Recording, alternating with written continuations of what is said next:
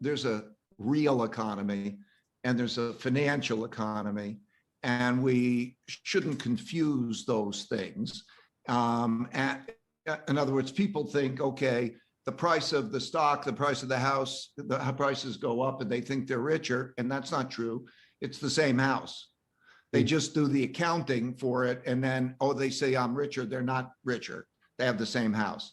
And so I want to separate the financial that we're talking about with productivity, which is the real thing.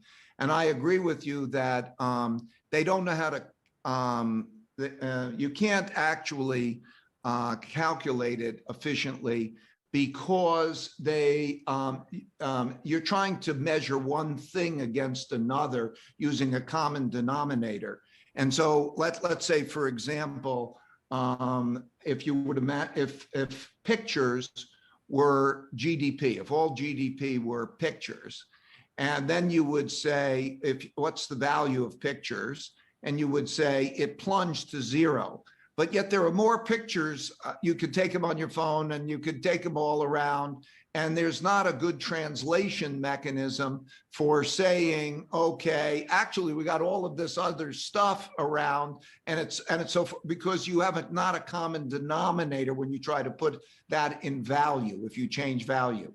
So it can't be productivity can't be well measured, but at the same time, we know that we're changing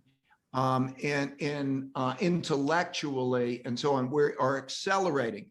That the human, it used to be the muscles, and then it sort of goes higher and higher, and it's now, that's the prefrontal cortex.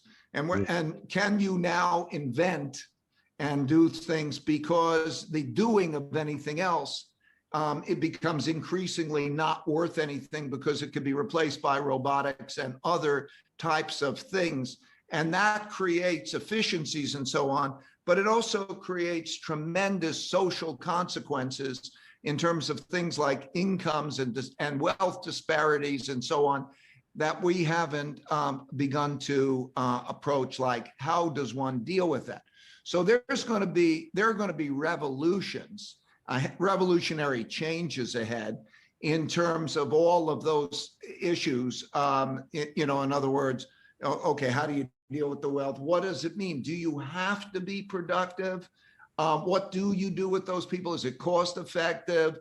And then you think about even things like how it's going to have an impact on longevity.